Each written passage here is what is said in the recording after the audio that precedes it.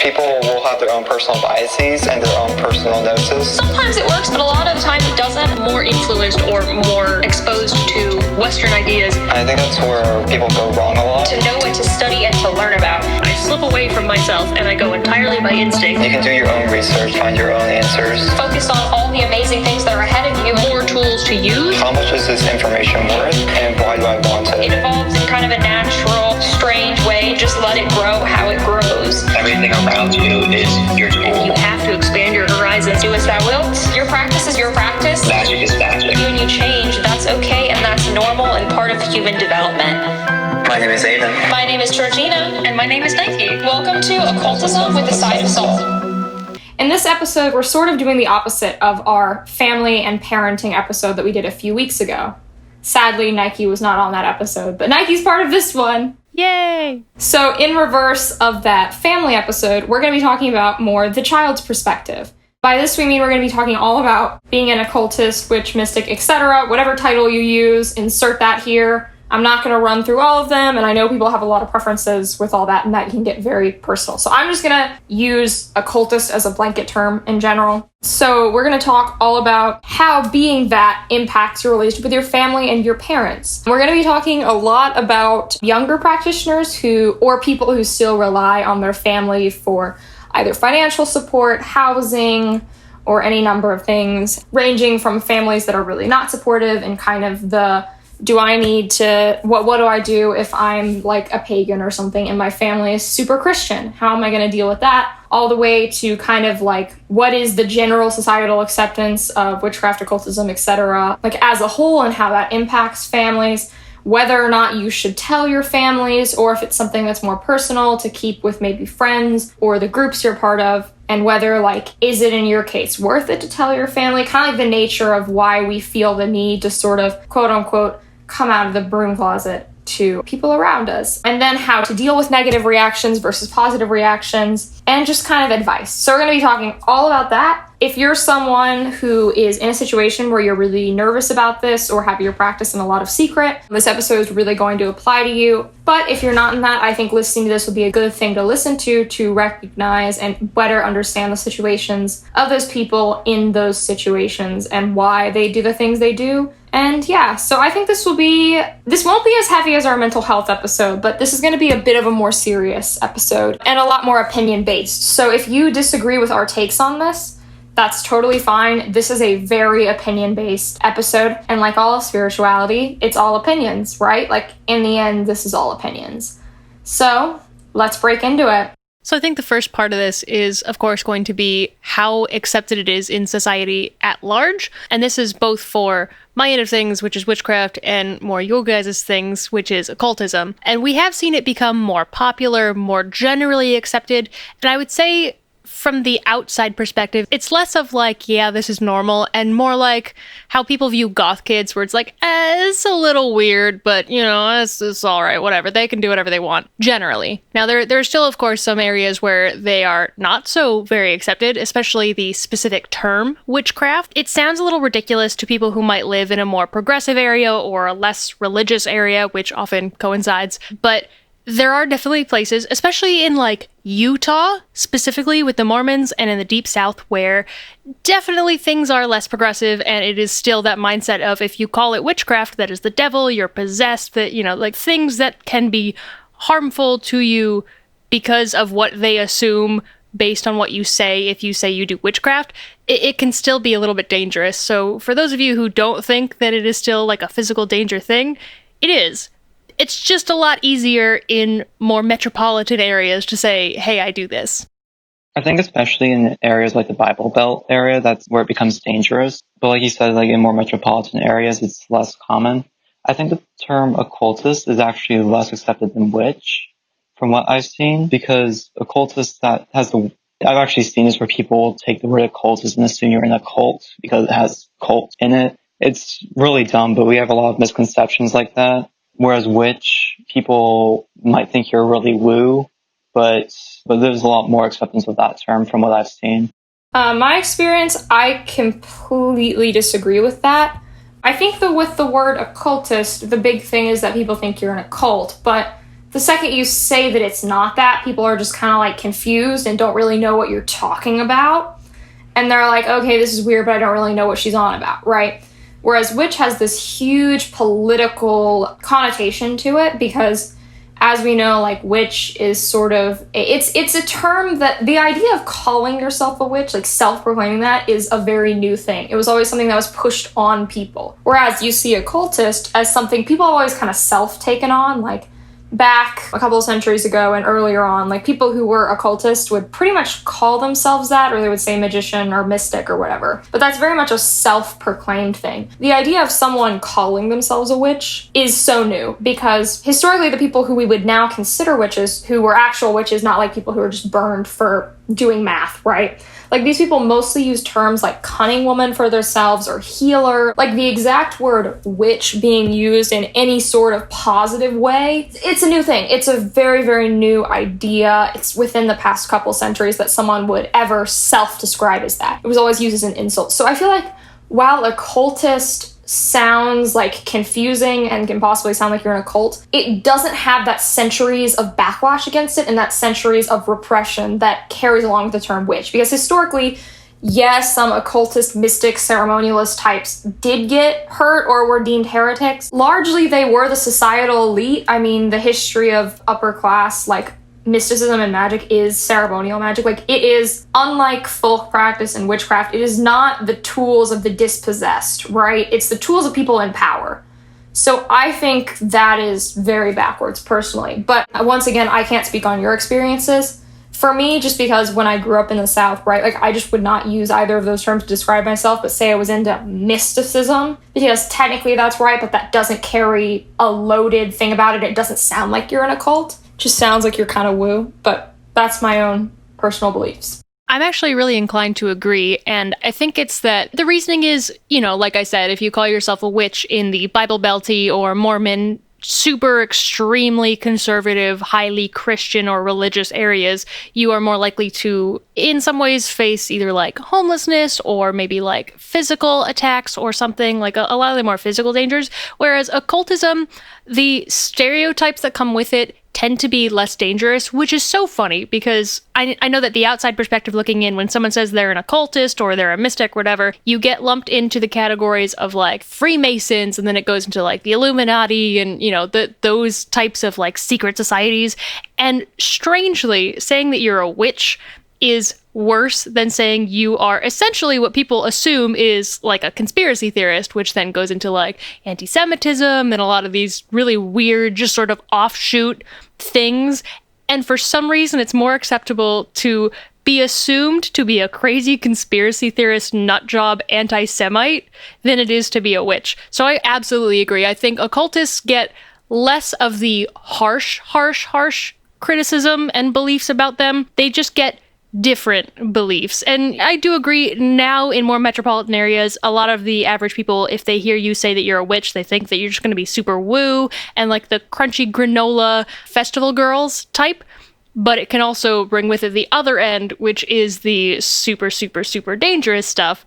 And occultism just gets like, oh, all right, I guess you're one of those. Okay. Yeah, well, I mean, occultism, currently there are countries in the world where people are still being killed for being accused of witches. It still exists. In general, being in the US or Europe is actually a very strong place of privilege, even if you're in a religious area, because I don't remember the name of the country, there's a documentary on it called I Am Not a Witch. There are still women being killed for witchcraft in some third world countries. So that's why I think that witch still has that very loaded term. To be able to talk about it on social media comes from a place of extreme privilege and a place of luck, you know? Like, we're very fortunate and privileged to be in a country where we can do this stuff openly. Like, okay, social backlash is still 100% a thing. Some people do totally get socially ostracized, but the likelihood you're gonna be murdered is pretty low. I think the bad things that happen to people would be religious threats, people trying to force you to get an exorcism, which historically exorcisms have been very physically abusive processes, being kicked out of your home. I've talked to a few people who like came out or whatever to religious parents and essentially got evicted. and just general like social exclusion or being like bullied and considered crazy, right? Like, I feel like those are the real present risk of being a witch in the US in 2020. And it definitely happens a lot more from, I would say, families, because, obviously families are going to be some of the first people who are going to notice it in all likelihood, because the assumption is you live with them, they'll know more of the intimate details of your private life, and in, again, more religious areas, there are straight up people that will be like, the first time they meet you, they'll say, well, what church do you go to? And if you don't want to lie to them, and you just say, oh, I don't go to church, even just that, just saying, I don't go to church, or I'm not part of any church, even just that alone can start to ostracize you and lead to some dangerous thinking and practices by the people around you. And so if your family is one of those people, and then they say, find a box of stuff in your room that is related to occultism or witchcraft, just that alone can be the big tip-off. So, like, families play a big role, especially in things like the exorcism stuff that has been highly abusive historically. Families are often the perpetrators of those things versus, like, some old lady at your church thinking it. It's usually your parents when you're young. That's what most cases we see historically have been. So family acceptance plays a big factor in whether or not somebody can or should, quote unquote, come out and talk about their stuff. And it leads to a lot of people practicing in secret due to the judgment and possible danger that is presented from their families. That brings up the question, does your family need to actually know that you're practicing witchcraft? Does your family really need to know these things? And my personal opinion is it depends. Honestly, like he was saying, it can be really unsafe in certain areas and certain families. So I would say it really depends on that. If you're not feeling safe in your family, then you shouldn't tell them, because that's just going to bring more danger to you. But if you feel like connection with your parents, if you feel like you can trust your parents with this information, then I feel like it might be a good idea to do that. Yeah, I mean, I think it is really relative depending on your situation. I think personally, in general, if you want to be like technical about it, like really nobody needs to know, right? You can have a flourishing spiritual practice without other people being aware and just having a relationship with the spirits. Historically, that has been very common. A lot of practitioners in the past who were forced to be secret, especially like in the 1600s and earlier, they had to be secret. They didn't really get a choice in that matter. So considering they managed to have practices, like logistically, you'd never need to tell anyone. However, it's hard to be secret and it can feel like you're lying. It can feel like you're hiding a big part of yourself from the people around you. And that's painful because there's something very painful about having a whole part of your life that's super important to you and you not being able to or not feeling safe to talk about it. For a long time, my practice was pretty under wraps. I told the people who were very close to me, and that was it. And they were the only people that knew for a very, very long time. Now I pretty much will tell you if you ask me or if it comes up, but I don't really bring it up myself. But it's weird, when you have to hide so much of yourself, because obviously, like at this point, like I have a podcast and YouTube, so clearly I take this stuff pretty seriously. It was a big part of my life, and I felt like I was living a lie to a certain degree. I don't know, it was like I was living in a way where I felt like people didn't know fully who I was. And in a way, there's kind of an excitement in that, but it can feel very uncomfortable to live like that.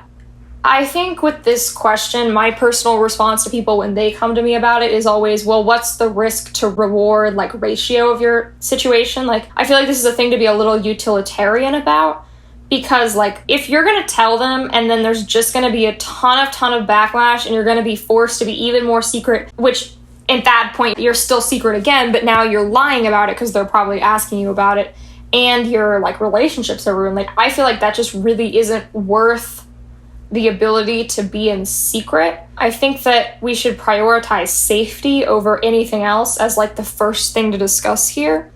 But I mean, I understand that this is something that's very personal to some people, so they may feel the need to come out. But I mean, I don't think I'm going to waver on the idea that if you don't feel safe doing something, whether you're a minor or you're an adult who's still living with parents or relying on parental support, say you're going through college and your parents are paying for your college, I feel like you should prioritize what's practical and your safety over anything else.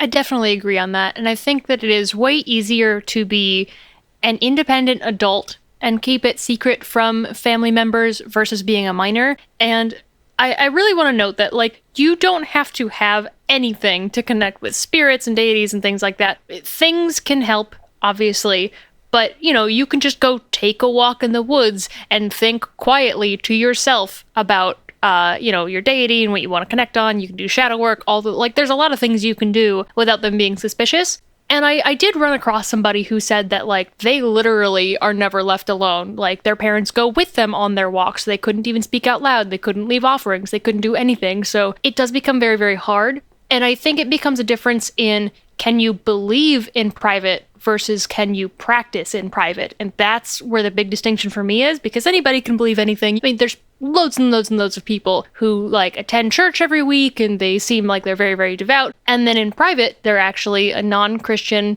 pagan. Like, they believe in, like, Norse or Egyptian or whatever, like your typical what you think of as a witch. And so when it comes to practice, that's a lot harder when you're a minor, especially if you're a minor who cannot have a job, like, because you're underage and you don't get allowances. Because that was my case, right? And I was very, very lucky. My parents happened to be more on the side of, like, atheist. And it wasn't that it was like, I wouldn't be allowed to do this because of any specific reason. It was more of the, like, that's really dumb, but okay. Like, I don't really care. Because I started discovering some of this and playing with it around 14 because I was dating a girl in high school when I was a freshman that was actively a Wiccan. So I started to look into it, and my parents didn't really understand it, but I also never got an allowance, and I was 14, so I couldn't have a job because of the labor laws in the state where I was living at the time. So for me, if I wanted to have any tools, if I wanted to have any candles, because we also just didn't keep regular candles around the house, I would have to ask my parents for money or for them to buy it for me themselves. So if you want to practice, there are a lot of situations where they have to at least know something, like you like candles and that you're going to be burning candles. Like, there's a certain amount of secrecy that is afforded when you are on your own or even just have your own money. And if it's before that point, and this gets into a different debate about, like, at what age should you start practicing versus what age shouldn't you be. But it really does depend on your circumstance and I think your age and if you are able to have a job. Because even just full-on adults, if you have, like, disabilities or chronic illnesses or something that keeps you at home and doesn't allow you to work, then you also are still dependent on somebody else for money. So practice versus belief is the important distinction that makes it more difficult. Yeah, you said a really interesting thing to me earlier today, or was it the other day? You actually kind of changed my opinion, because I was kind of in this camp that being an occultist is somewhat of a choice. Because, I mean, I've always been pretty lucky with this. At this point, I live alone. I'm an adult, right? And when I was younger, I went to boarding school growing up, so I wasn't living at home. I stopped living at home when I was, like, 14. So I was very lucky, and while, like, people didn't really know, like, it was, like people didn't know just because of social pressure, but, like, it was never some sort of crazy, crazy secret on my end. And so you pointed out to me, whereas I've always considered it a choice. I've always thought of my occultism as a sort of lifestyle choice that I made. Because, like, I'm choosing to practice, I could stop. But then you pointed out that belief isn't a choice. And I was like, that's really interesting, because you totally choose to practice, right? Like, that is a choice. You choose whether to light that incense or not. That's a conscious choice. But the idea that you don't choose your beliefs is really interesting to me, because I started thinking, like, okay, well, what if I just stopped practicing, right? I feel like I'd still believe in all of this stuff, and even if I tried to not to, it would take a lot of time for me to get that out of my head. And I think that really kind of changed the question for me a bit, because since it is something you can't control, I was kind of thinking like a hypothetical of people who are in these very religious situations as minors, because whenever I see these situations, I always kind of go, okay, well, or people on Instagram will message me about it sometimes. I'll get messages from, like, very young practitioners being like, help, my mom's religious. She said it was satanic that I own a journal. That's a real thing I heard from someone. And I will be like, well, I think what's smart is to either wait or do things like astral work or dream work or something that doesn't leave a paper trail or physical item trail or whatever. And I just think that belief notion is really interesting, because when you have this belief, especially if you feel like it's wrong, I'm just kind of imagining someone who's living and they think like, oh, I shouldn't believe this. If I could just stop believing this, it would make my life better because I've stopped practicing and now I feel some level of guilt because personally, when I don't practice as much, I feel like weirdly bad about it.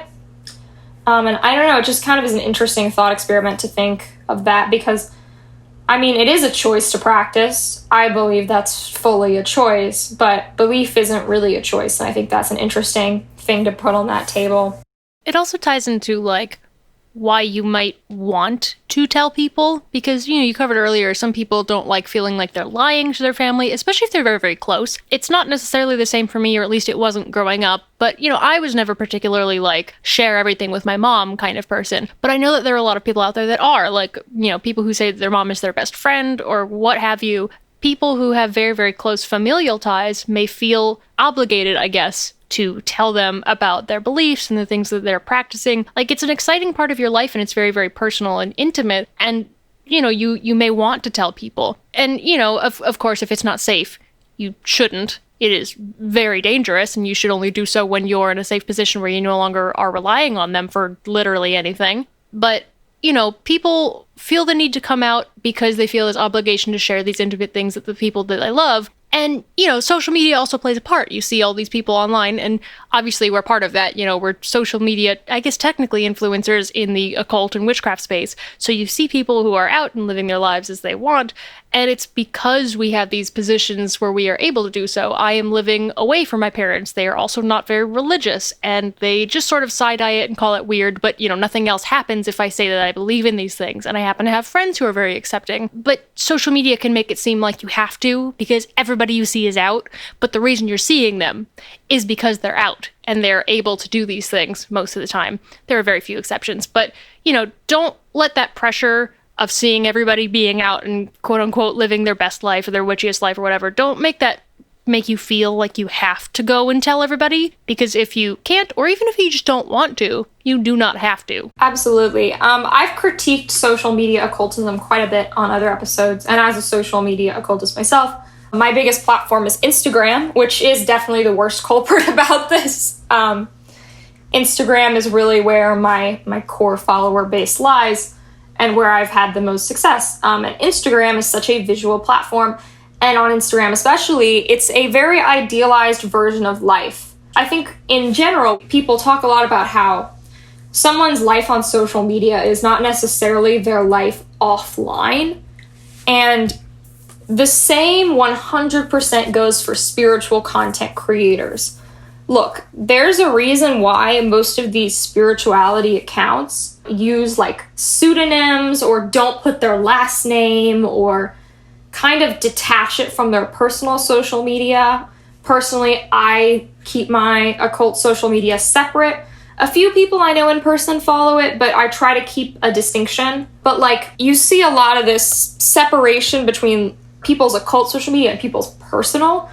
And I think that's for a reason and something people should pay attention to, right? Because while these people are out, like if you have a social media page and you show your face, clearly you don't mind if people know, you don't mind if people find out. But a lot of these people still aren't like, sharing pictures of their family members with them, right? I don't know if anyone else has noticed this, but it's definitely a thing. Like, people keep a degree of separation because a lot of the time you don't necessarily want someone to Google you and your occult social media pop up. Personally, I don't really care, but like, a lot of these online social media creators are still separate. They still use like cute little nicknames, and they post an idealized version of life. So even though you see these people being super out on social media and you see their face, and some of them even have like book deals and stuff, right? That doesn't mean that they tell every single person they ever meet. It doesn't mean that they like wear a pin on their shirt that says like, I am a Thelemite 93, 93, 93, right? A lot of these people don't tell every single person they meet because, once again, like, social media is a facade and the spiritual realm is not an exception to that rule. Yeah, even in my case, like, my friends who are very, very progressive, many are LGBT+, some are even pagan themselves, I was just raised in a way that makes me feel very private about it, so I just felt uncomfortable sharing it in general. And, I'm more of the belief, for me personally only, not for anybody else, but for me, religion and belief is such a private thing because it's how I feel, it's how I worship, it's how I work. Nobody else needed to know.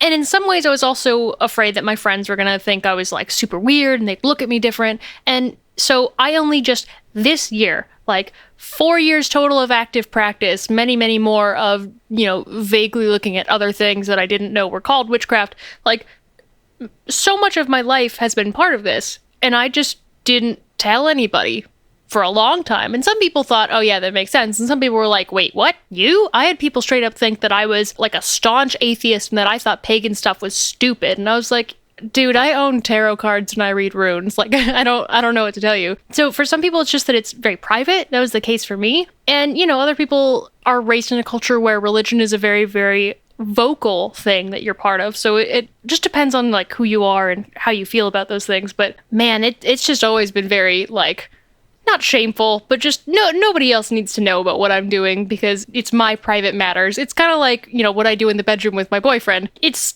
nobody else needs to know unless I feel like sharing. But most of the time, I'm not going to feel like sharing. Yeah, I mean, for me, I don't think religion is super, super private, but it's something that I don't consider it as private as, like, my relationships or, like, intimate things. But I think that it's more private. Like, I don't tell people immediately when they meet me. You know what I mean? For me, with the reason why I kept secret for as long as I did is because I was just kind of scared of people thinking I'm crazy. I think it was just like an insecurity thing. I didn't want to seem crazy is really what it boiled down to, because I had that kind of paranoia there.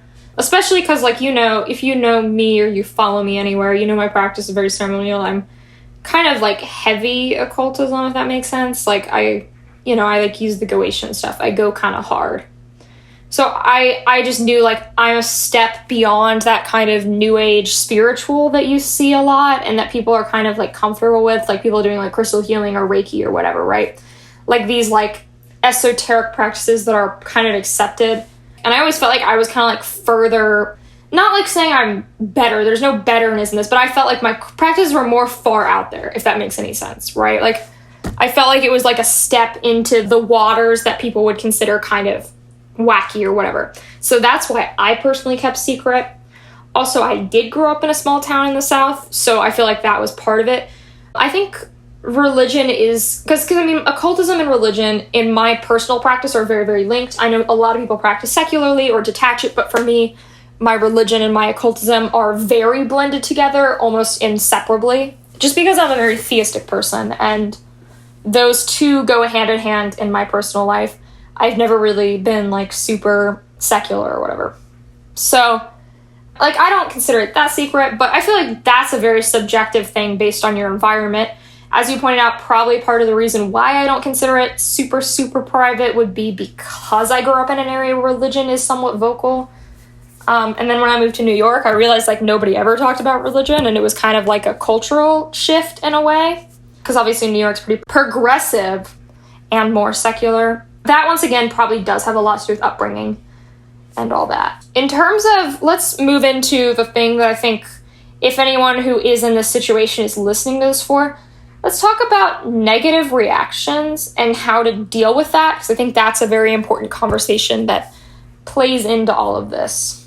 Yeah, so with negative reactions, you definitely have to gauge how very heavy the negative is. Is it your parents or family think it's just stupid and they don't think you should practice it because it's not real? That's going to be very different from if they are the hyper-Christian type that will, like, call a priest because you need to be exorcised kind of reaction. So you really have to gauge, like, what level of severity the situation is will depend on how to deal with that kind of negative reaction.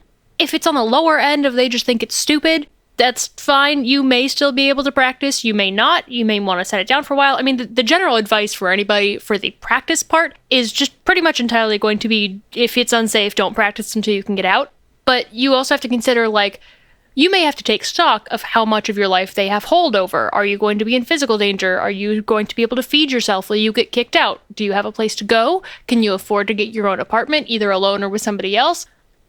how much of your life do they have their fingers in, and how much of it do they legitimately control? Do you have other family members that maybe are not as religious? Because that is sometimes the case where you have, your parents or the people that you're living with are highly religious, but you have like aunts and uncles and grandparents that are less so, or that just maybe generally more accepting. You may have to take stock of your options, because if it is the step before physical danger, as in like physical abuse, you have a little bit more options. If you think, or if you know that they have a history of anything more physical and more directly dangerous, just in general, don't practice. Don't practice at all. Do not. Your life is more important than occultism or witchcraft, and you have your whole life to practice it. It's not going anywhere.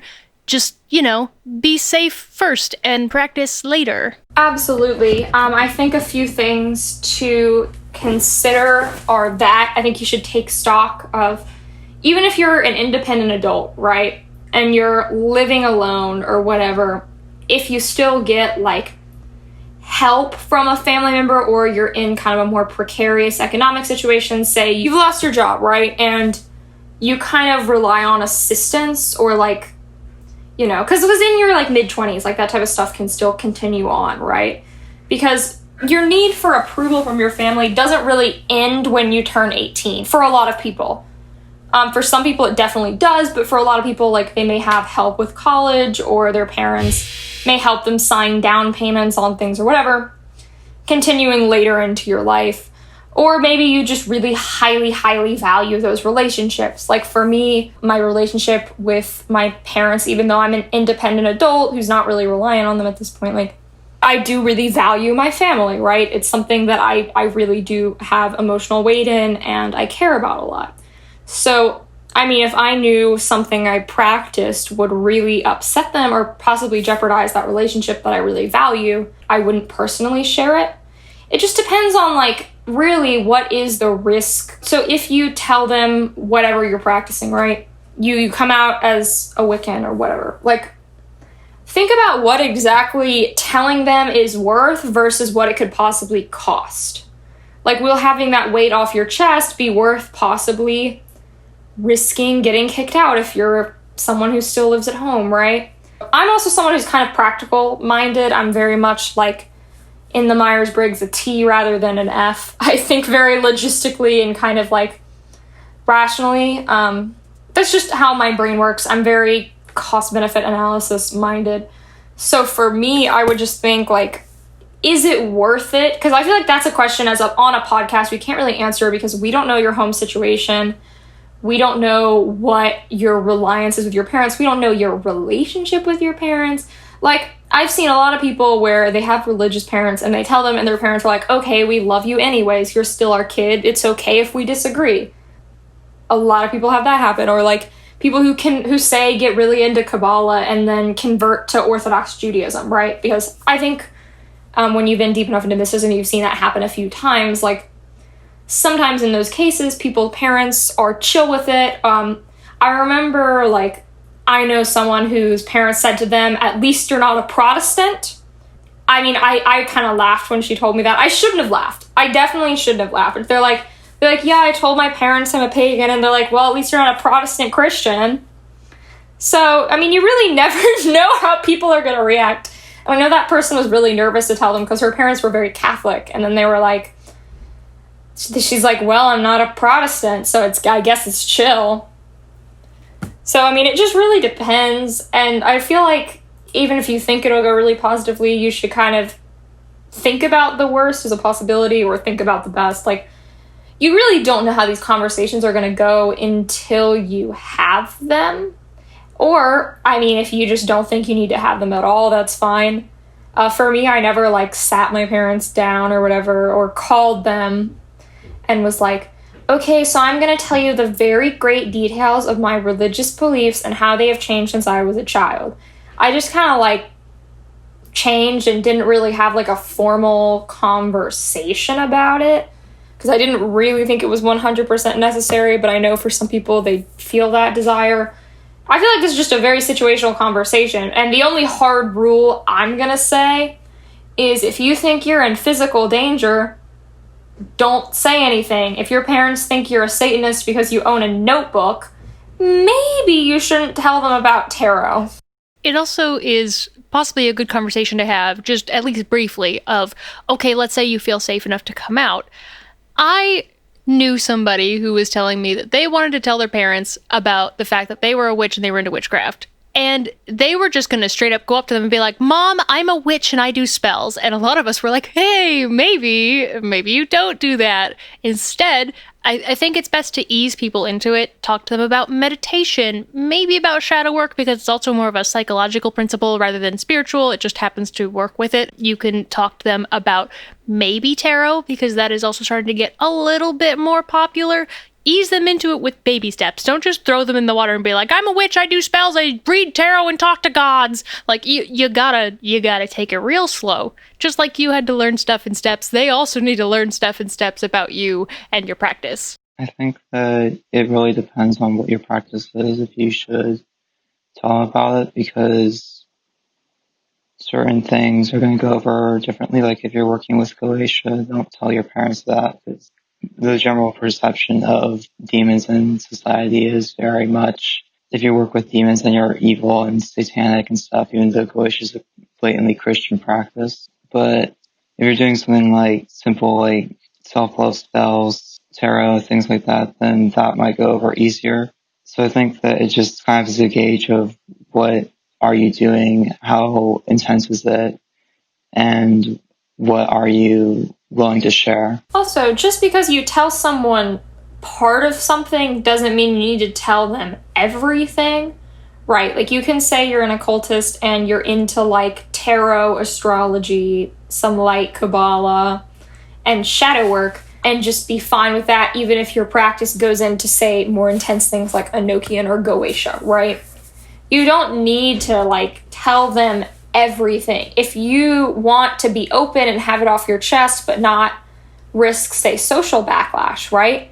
You can just minimize it or speak around things or be careful with phrasing. There's certain words that definitely throw people off. Like, you can use the word mysticism to get around a lot because people don't really mind the word mysticism. It doesn't really carry any sort of social stigma to it. Like, you can use terms like that.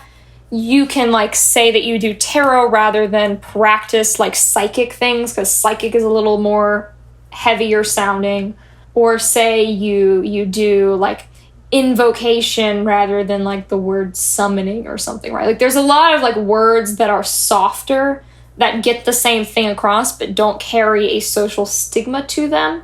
Like, careful phrasing can really help you out and get you around those things. And you can, like, there is no obligation to tell anyone anything, right? You don't owe anyone any information about you you don't feel comfortable sharing. So if you want to share some stuff but not others, that's a legitimate move. Like, do I, like, freaking roll up to get coffee with someone and go, I work the Goetia? Like, no, that would, or, like, I'm not, like, saying that immediately, right? I tell people things slowly. I mean, unless they're a practitioner. If they're a practitioner, then of course I'm telling them, like, everything. Well, maybe not everything, but close to that, right? But, like, different people, you can tell different things to. You can underblow things. You can use words. You can, really, I'm telling you, like, free range, the word mysticism is honestly, like, a positive social connotation. I really suggest that word to get around things, like, 10 out of 10. And just be careful, like, it's your life in the end, and it's your spiritual practice. So it's really what's between you and the spiritual realm and the divine, or whatever your concept of God is, right? So you don't need to bring other people into that if you don't want to. Just because people are open about it doesn't mean you have to. And if you want to be open to some people in your life but not others, that's fine. If you want to be selective about how much you say, that's fine. Like, you don't owe anyone anything. It's your life. So my final thoughts on the matter are basically, if it's safe to come out, just don't jump into the deep end. And if it's not safe at all, just don't tell them. It's really most important to keep your safety above all else. And it is much, much easier to, I guess, quote unquote, come out because society at large has started in many areas in Europe and America to be more accepting of such concepts, and it is much easier to point them to books and links and stuff. But just remember that it's not the case everywhere, so please just gauge the situation that's around you and take stock of options if, you feel like you might be in danger, but you want to do it anyway. Make sure you have backup plans. Just keep yourself safe above all else. My final thoughts are that just think practically. Don't do anything that you really think puts you at risk. Your safety is significantly more important than any other conversation. Your beliefs, you don't owe anyone. You don't owe anyone anything about your life, really, in the end. It's your life. You can do what you want. Don't feel pressured to tell people things just because you see things online or you see videos or you want this kind of idealized occult life, right? There are other things that come first.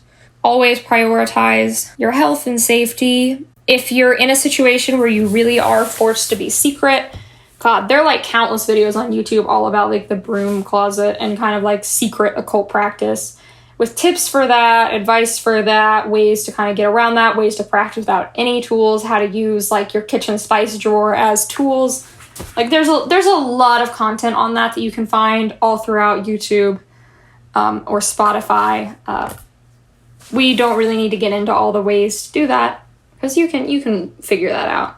Just be crafty and remember to focus on yourself and put yourself first and take care of yourself. And we wish you the best. If you need help, there are a lot of online therapy options. There are online witchy or occult Facebook groups or Discord servers where you can find community if you feel like you're really lacking that, and where you can ask for very specific pieces of advice from other practitioners and likely some other practitioners that have been in the same situation as you.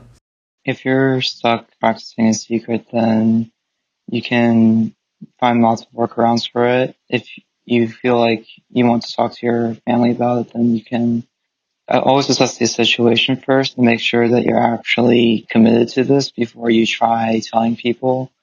Because if you aren't, and the next day you decide that you don't want to be a practitioner anymore, that can cause a lot of problems. So I just say be careful, always know what you're doing, and don't things. So, this has been Georgina. I've been Aiden. And I've been Nike. And you've been listening to Occultism with a Side of Salt.